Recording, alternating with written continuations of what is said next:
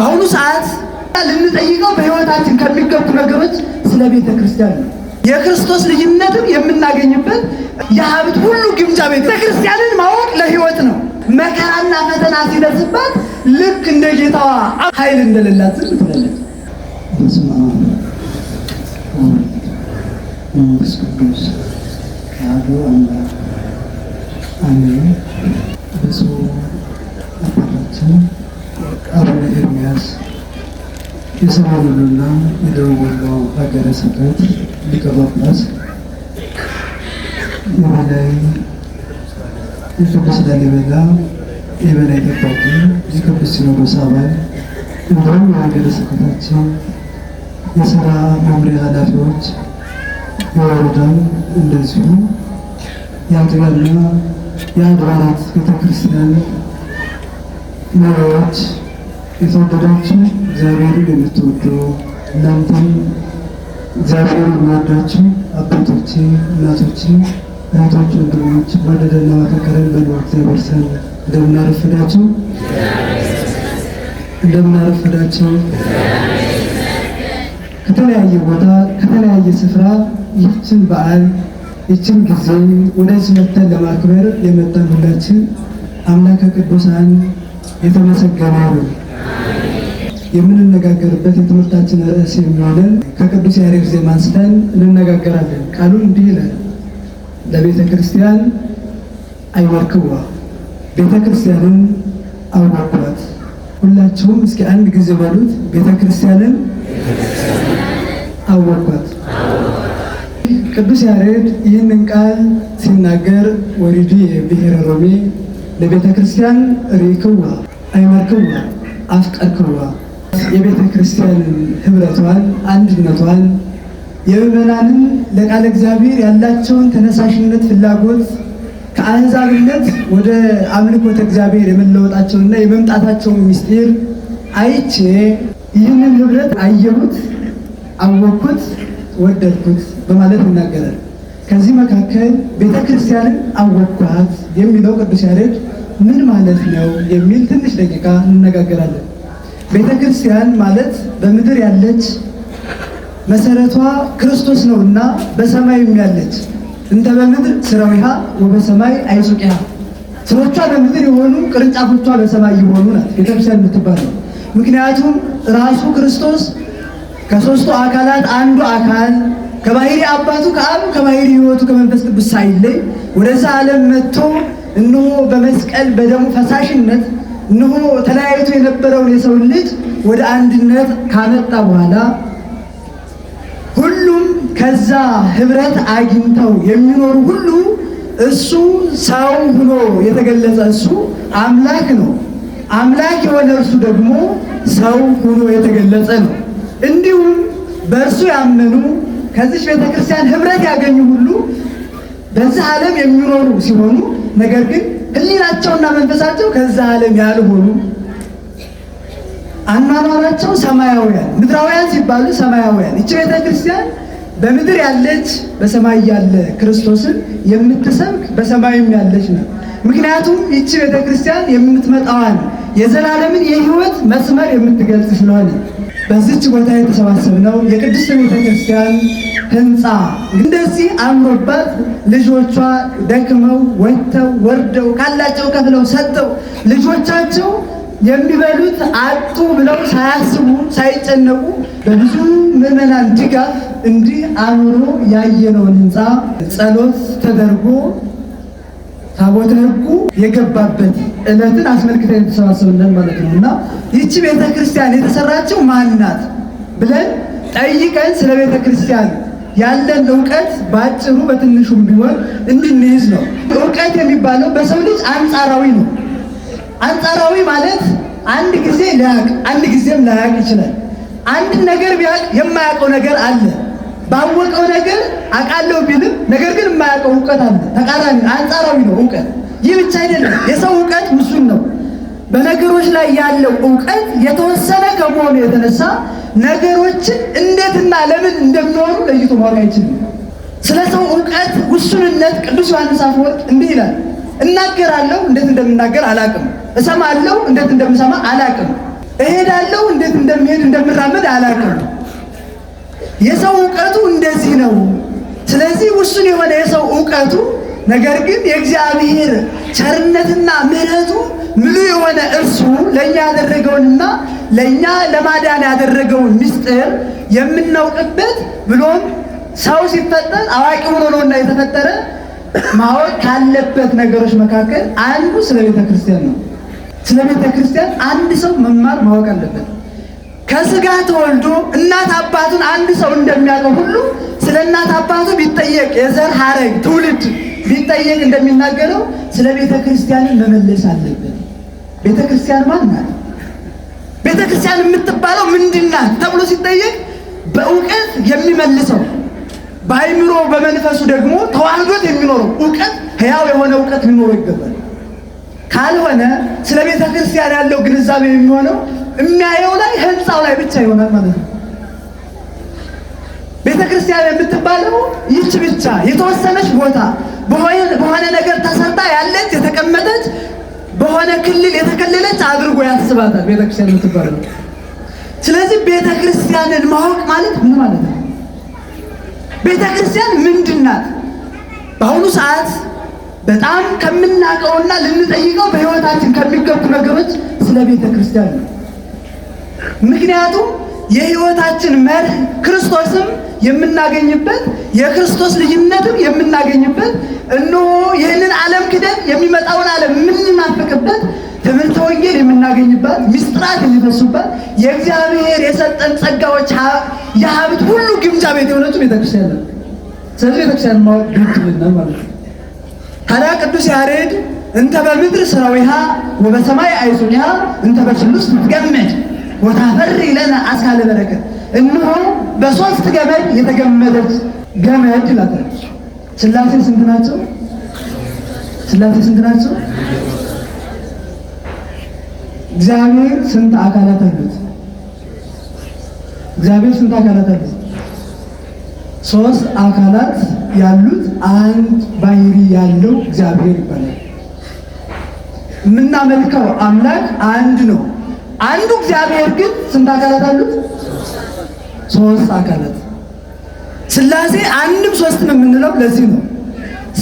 ሥላሴ ማለት የግዕዝ ቋንቋ ነው። ሶስትነት ማለት ነው። ልዩ ሶስትነት በዓለም ካለ ቁጥር የተለየ ቁጥር ማለት ነው።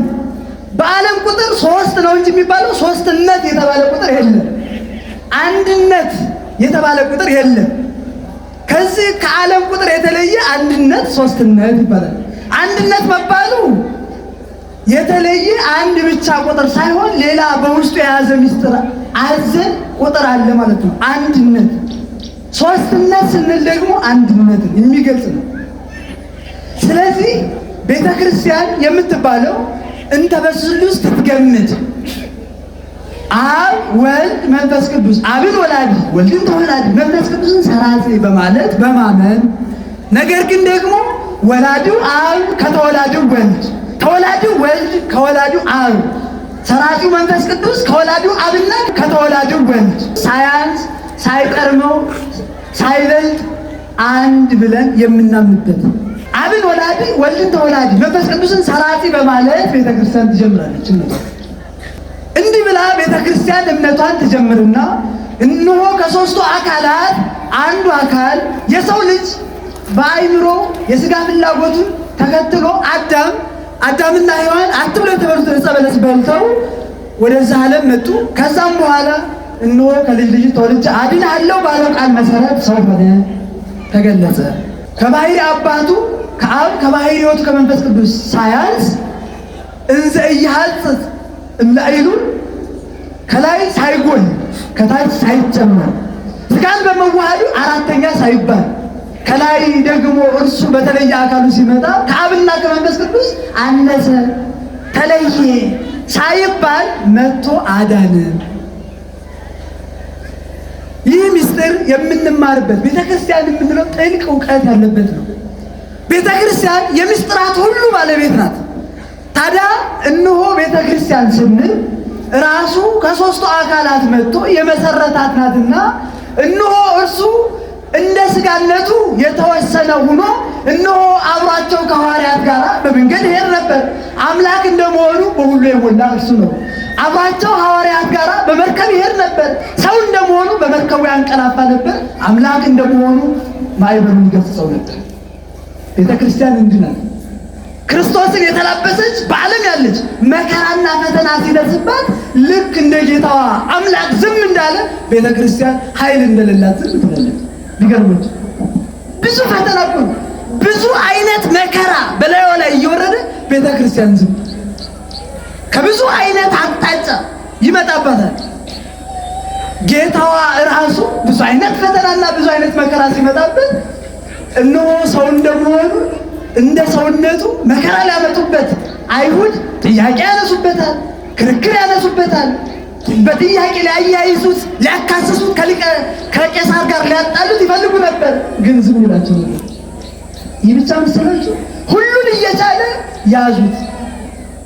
ሁሉን የሚችለውን ሾተልና መብራት ይዘው ሊገሉት፣ ሊሰቅሉት በጨለማ ሄዱ። ብርሃንና ጨለማን የሚያፈራርቀው እሱ በጨለማ ሊይዙት ሄዱ። ይህ ብቻ አይደለም፣ ሰው እንደመሆኑ ተያዘ፣ ተገረፈ። እነሆ ሰውነቱ አጥንቱ እስከሚታይ ድረስ መከራ ተቀበለ።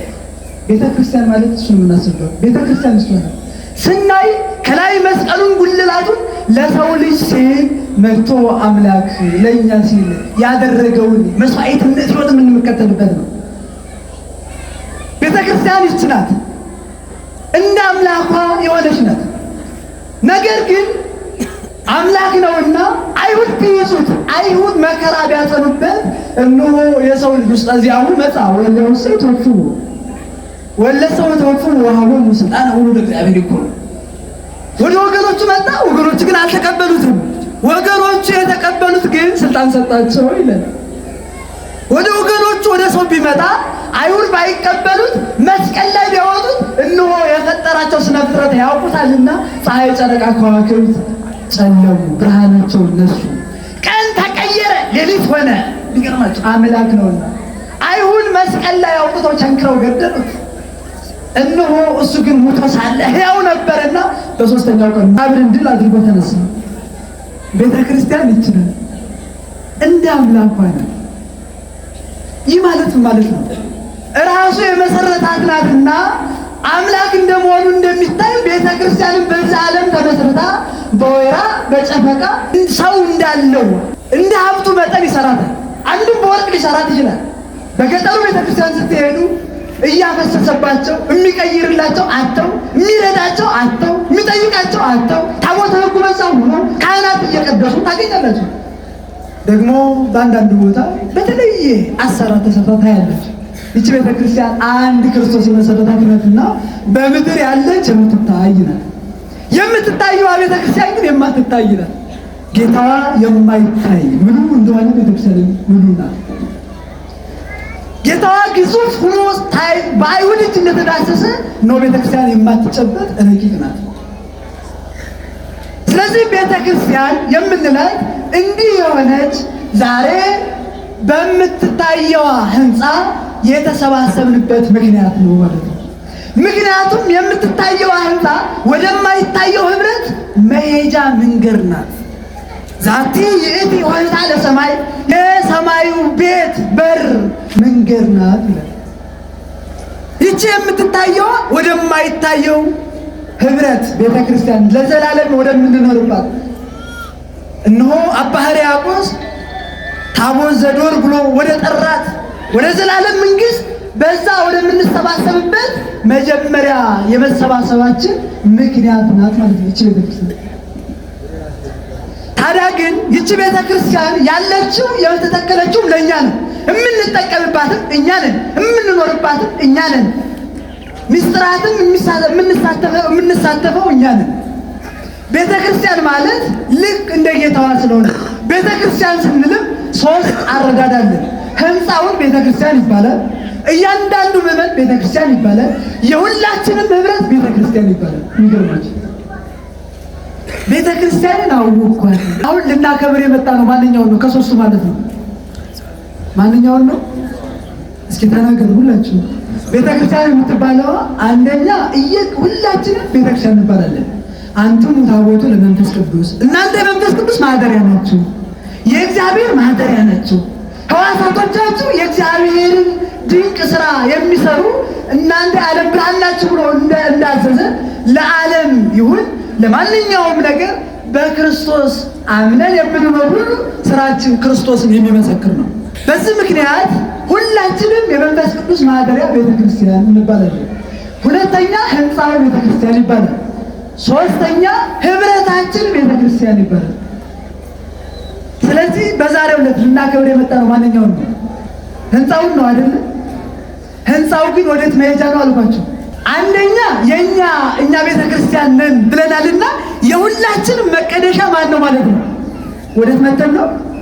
ወደ ቤተክርስቲያን ነው። ስለዚህ መሰረት እንጣልን ማለት ነው። እኛ ልንቀደስ፣ እኛ ከምስጢራቱ ልንሳተፍ፣ እኛ ወደ ቤተክርስቲያን መተን ንስሐ ልንገባ፣ እኛ በዓለም ሸክም የጎበጥ የደከም እነሆ አይምሯችን ዓለም ያላወዘችብን ዓለም ራሷ ልስራበት ያለችውን አይምሮ ይህንን ትተን አይምሯችንን ለእግዚአብሔር መንፈስ የምንሰጥበት እነሆ መተን ቃለ እግዚአብሔር የምንማርበት ንስሐ የምንገባበት ሥጋ ወደሙ የምንቀበልበት እነሆ ቤተክርስቲያን ዛሬ ህንፃዋን ሰራን ማለት ነው። ይህ ህንፃ የእኛ ቤተክርስቲያን መቀደሻ ለእኛ ላለንበት መቀደሻ ነው። ሁለተኛ ህብረታችን የሚገለጽባት ይች ቤተክርስቲያን ናት የምትታየው። ለዚህ ነው ይችን ቤተክርስቲያን ከሩቅም ከቅርብም መተን ልናከብር የቻልነው ማለት ነው። ምክንያቱም የየግላችን መቀደሻ የክርስቶስ ልጆች የምንሆንበት ሁላችንም ተዋህደን ከክርስቶስ ጋር የምንኖርበትን ልጅነት የምናገኘው በቤተክርስቲያን ነው። ህብረታችንም የሚቀጥለው በቤተክርስቲያን ነው። ስለዚህ ቤተክርስቲያን መጥቶ ሳይቀደስ የሚሄድ ሰው መኖር የለበትም። ይህ ማለት ነው ቤተክርስቲያን ብዙ ጊዜ እንሄዳለን አይደል? በጣም ጧት ማታም እንመላለሳለን። ቢገርማችሁ ከቤተክርስቲያን ቅጥር ግቢ የማይለዩ አዕዋፋትም አሉ። ከቤተክርስቲያን የማይለዩ የቤተክርስቲያኑ ህንፃ ድንጋዮችም አሉ። ቅዳሴ የሚቀደስባቸው ሁሉ ነገር ሲደረግ የእሱ የሚፈጸምባቸው ድንጋዮች፣ አፈር፣ አዕዋፋት ቤታቸውን ሰርተው ቢኖሩ፣ ነገር ግን የዘላለም ሕይወት ያገኝ ይሆን? ይሄ ድንጋይ በክብር ይኖር ይሆን? የተጠራ ይሆን ለዛኛው ሕይወት? ይህ አፈር የተረገጥ ነው። ቤተክርስቲያኑ ላይ የሰሩ አዕዋፋት ቤታቸውን ለዘላለም በሕይወት ይኖሩ ይሆን? በመኖራቸው ጸጋና ሀብት ያገኙ ይሆን? በደንብ እናስተውል። ቤተክርስቲያን የመቀደሻ ቦታ ናት። ቤተክርስቲያንን አወቅኳት። እናንተ ሸክማችሁ የከበዳችሁ ኑ ወደ እኔ። ጌታ ሰው ሆኖ ተገልጾ እያስተማረበት በነበረበት ሰዓት ሸክማችሁ የከበዳችሁ ወደ እኔ ኑ እኔም አሳርፋችኋለሁ። የሸክማችን ማረፊያ ቤተክርስቲያን ነው። በአሁኑ ሰዓት ሸክሙ ያልከበደው ማን አለ? እንደ ግል ሕይወት ማን ያልከበደው አለ? ሁሉ ሲንቀሳቀስ ጤነኛ፣ ሰርቶ የሚውል የሚገባ፣ ደስተኛ፣ የሚስቅ፣ ሙሉ ሰው፣ አስተዋይ፣ ነገሮችን ለይቶ መናገር የሚችል ይመስላል። ነገር ግን የለም። በሕይወቱ በትዳሩ ደስተኛ አይደለም። ቢሮ ገብቶ ስራ ሲሰራ ደስተኛ አይደለም። በየትኛውም ሕይወት መስኩ ደስተኛ አይደለም። ወጣቱ በወጣትነቱ ደስተኛ አይደለም። ደስተኛ አይደለም። እርካታ የለውም። ሰላም የለውም። እረፍት የለውም። የቃለ እግዚአብሔር እረፍት አግኝቶ አይምሮ አያርፍለትም። ምክንያቱም ምንድን ነው? ጌታ ሲያስተምር እነሆ የእግዚአብሔርን ቃል የክርስቶስን ቃል እየሰሙ እየመጡ ከኃጢአታቸው የሚያልፉ ነበሩ። ያቺ 7 አጋንንት የነበረባት እነሆ እንደሚያድንና አዳኝ እንደሆነ ሰምታ መታ ከእግሮቹ ስር ወድቃ አለቀሰች። ሽቶም ቀባችው። እነሆ ሊሰቀል ወደፊት ዓርብ እሷ በረቡዕ መታ እግሮቹን በእንባ እያጠበች እነሆ በፀጉሯ ብዙ ወንዶችን ስስብበት በነበረው ፀጉሯ አሁን የክርስቶስን እግር ማጠብ ማሸት ጀመረች። ቤተ ክርስቲያን ይህንን ስነ ልቡና ሰጥታ ከሸክማችን እንድናርፍ የምታደርግ ነበረች። ይህንን ኃይል ያጣነው ለምንድን ነው? መንፈሳችን ማረፍ የማይችለው ለምንድን ነው?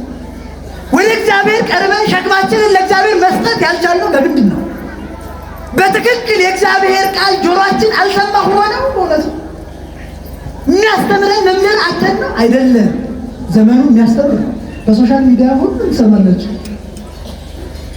አሁን ከምንማረው በላይ በተለያየ መምህራን ትምህርት ይሰጣል። በጣም በሚገባና እንዴት መስራት እንዳለብን ብዙ ጉባኤያት ተዘጋጅተው አውደ ምሕረት ትምህርት ይሰጣል። ነገር ግን የህይወት ለውጥና የቤተ ክርስቲያንን ህይወት ተላብሶ የሚሄድ ኦርቶዶክሳዊ ርዕይ ያለው ወጣት፣ ርዕይ ያለው ባለትዳር፣ ርዕይ ያለው በስራ መስክ ያለው ሰው እያጣን ዋጋ የሚከፍል ነገርኳችሁ። ተመላላሽ አዕዋፋትም አሉ በቤተ ክርስቲያን ተፈጥሮ ግን አይጠቀሙም። ቤተ ክርስቲያንን ማወቅ ለህይወት ነው። ቤተ ክርስቲያንን ማወቅ ለዘላለም ክብር ነው። ቤተ ክርስቲያንን ማወቅ ዓለማት ጌታ ከሆነው ከሱ ጋር ከግንዳችን ጋር መጣበቅና በሱ ፍሬ ማፍራት ነው እንጂ ከግንዱ የተለየ ቅርንጫፍ ሁሉ ይቆረጣል። የዮሐንስ ወንጌል ምዕራፍ 14 እኔ የወይን ግንድ ነኝ፣ ተካዩም አባቴ ነው፣ እናንተ ቅርንጫፎቹ ናችሁ። በእኔ የማያፈራውን ቅርንጫፍ ሁሉ እንሆ ይቆርጡታል። እስኪ በእኔ የማያፈራውን ብሉ፣ ቅርንጫፍ ሁሉ ይቆርጡታል። በጣም በእውነት የሚያሳዝን ቃል።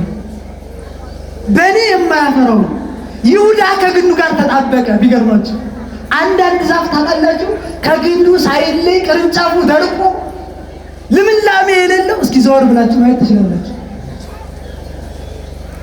ልምላሜ የሌለው ከግንዱ ጋር ተጣብቆ ያለ ግን ፍሬ የሌለው። ይሁዳ ከጌታ ጋር አብሮ ይወጣ ይገባ ነበር። የጌታንም ቃል ይሰማ ነበረ፣ ድንቅ ታምራትንም ያይ ነበረ። ይሁዳ ለምን ልቡ ክፉ ሆነ? ይሁዳ ክፉ ነው አይደለም? ልጠይቃችሁ እስኪ። ይሁዳ ክፉ ነው አይደለም? መልሱልኝ። ወይ አይደለም በሉ ወይ ነው በሉ። ይሁዳ ክፉ ነው አይደለም? እየተስማማችሁ ነው በእሱ ክፋት? ይሁዳ ክፉ ነው አይደለም? ክፉ ነው አይደለም? አዎ ክፉ ነው።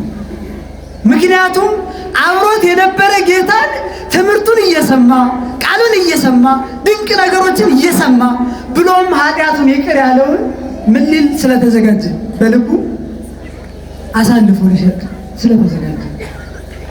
ክፉ ሰው የሚባለው መለያው ምን መሰላችሁ? ከእውነተኞች ጋር አብሮ ሆኖ ስለ እውነት እያወቀ ስለ እውነት አብሮ የቆመ መስሎ ልቡ ከእውነት የራቀ ሰው። አሁን ዘመኑ እንደዛ ነው። ትምህርት ይሰማል፣ ቃለ እግዚአብሔር ይሰማል። በህይወቱ ስላሉት ነገሮችና ድንቅ ነገሮች ብሎም ስለ ህይወት እይታና ራዕይ ተማርኩ ብሎ የተለያየ የህይወት ሳይኮሎጂ ሁሉ ይናገራል። ነገር ግን ለህይወቱ ሳይኮሎጂ የለም። በጣም ደካማ ነው። ስለዚህ በአሁኑ ሰዓት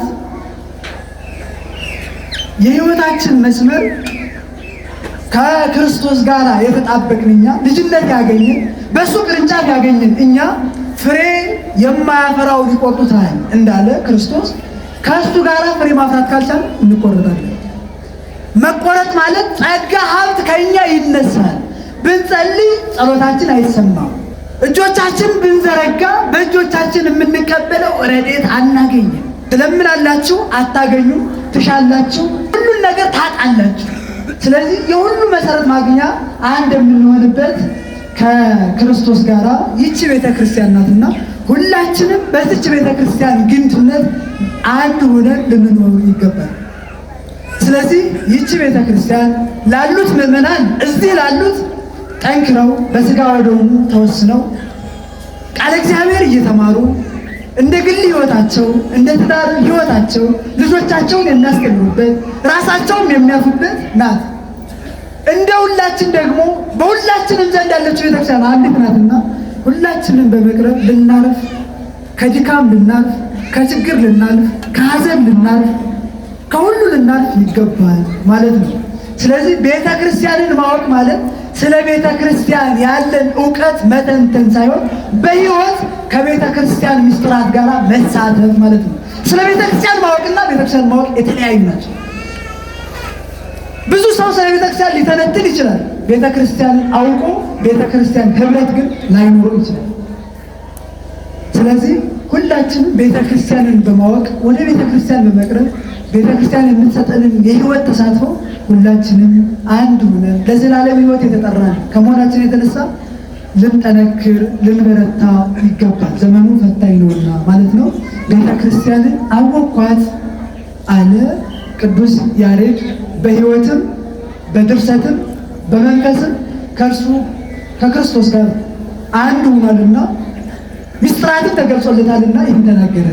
አምላከ ቅዱሳን ቤተ ክርስቲያንን አውቀን ህብረት ኑሮን ከቅዱሳን ጋር እንድንደመር እንድንጨምር የእርሱ ፍቃድ ሆነልን።